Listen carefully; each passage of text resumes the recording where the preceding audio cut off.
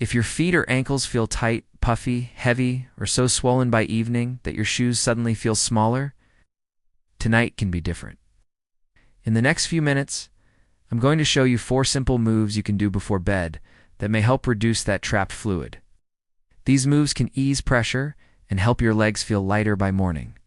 And here's the surprise. The swelling is not always the real problem. For many people, the hidden issue is poor movement in the body's natural drainage system.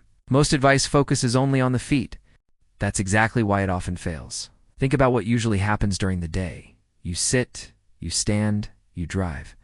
You walk a little, but not enough to fully activate the muscles that help push fluid back upward. By evening, gravity has been working against you for hours. Fluid drifts downward and begins to pool around the ankles and feet. That's the surface cause. But the deeper cause most people miss is this.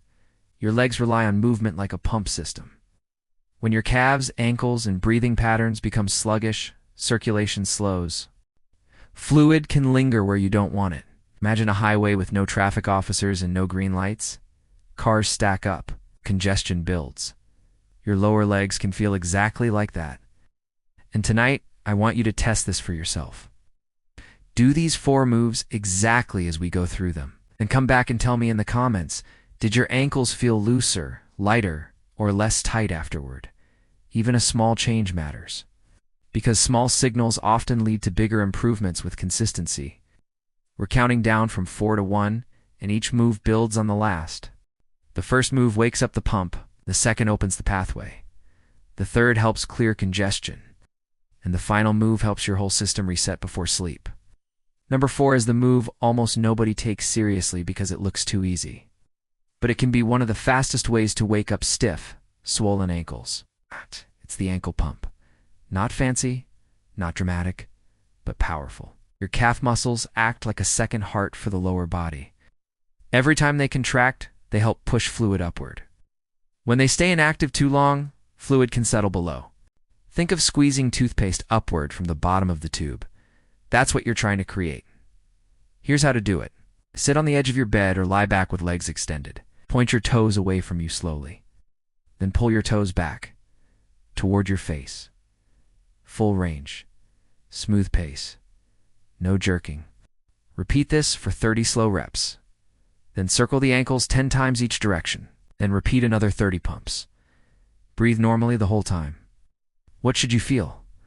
Warmth in the calves? Slight loosening in the ankles? Maybe a gentle tingling as movement returns. It's often a good sign. The biggest mistake? Going too fast? Fast movement turns this into random motion. Slow movement turns it into a pump. Precision beats speed here. And once that pump is awake, now we use it more effectively. Number 3 is where we clear the traffic lane above the feet. Because many people try to fix ankle swelling only at the ankle. But if the knee and calf area are stiff, the pathway upward stays restricted. It's like clearing water at the drain opening while the pipe above remains blocked. This move is the calf release stretch. Stand facing a wall or hold onto a chair. Step 1, foot back. Keep the back heel on the floor.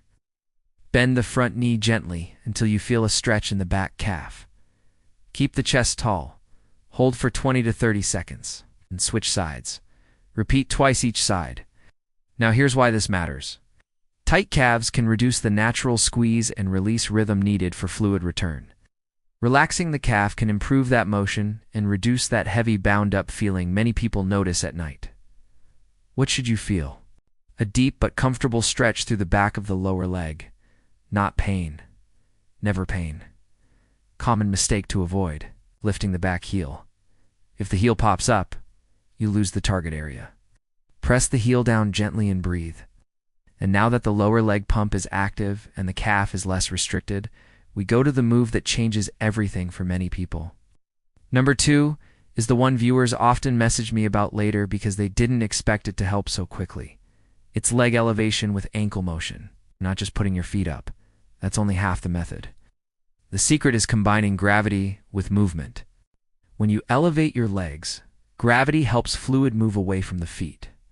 When you add ankle pumping, the muscles guide that fluid more effectively. It's like turning on both the downhill slope and the conveyor belt at the same time. Lie on your bed or floor and place your legs up on pillows, an ottoman, or against a wall. Aim to get your feet above heart level if possible and safe for you. Once in position, do 20 ankle pumps. Rest, then 20 more. Stay elevated for 3 to 5 minutes. If you're using a wall, scoot close enough to feel supported, not strained. If your hamstrings pull too much, move farther away. Comfort matters. What should you feel? Relief. A gentle, draining sensation. Less pressure around the sock line or shoe line. Sometimes people notice one foot changes first. That's normal. Common mistake. Checking your phone and forgetting the movement. Elevation alone can help, but adding ankle pumps is where many people notice the bigger shift. Now we arrive at the most powerful step. If you only remember one move from tonight, remember this one. Number 1 is the master reset move. Deep, diaphragmatic breathing with legs elevated. It sounds too simple, which is exactly why it gets ignored. But breathing is not just about oxygen. Your breathing muscles influence pressure inside the body, and that pressure helps move fluids through natural return pathways. Think of it as a gentle internal pump that works from the center outward. When breathing is shallow and stuck high in the chest, the body often stays in a more tense, guarded mode. When breathing slows and deepens into the belly and ribs, the body receives a signal, safe enough to relax, release, and recover. That can support circulation, calm the nervous system, and prepare you for sleep at the same time. Here's how to do it. Stay with legs elevated. Place one hand on your chest and one on your belly. Inhale slowly through the nose for 4 seconds. Let the lower hand rise more than the top hand. Pause softly for 1 second. Exhale through the mouth or nose for 6 seconds. Long, slow, easy.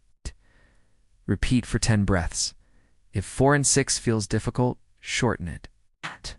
The goal is comfort, not strain. What should you feel? Shoulders dropping, jaw softening, feet feeling warmer or lighter. Mind slowing down, common mistake. Forcing giant breaths. Bigger is not better, smooth is better, quiet is better. Why is this the peak step? Because many people don't just have swollen feet. They also have an overworked system by nightfall. Stress, tension, shallow breathing, sitting too long, fatigue. Yes. This move addresses both the body and the state of the body. It helps the system shift from holding on to letting go.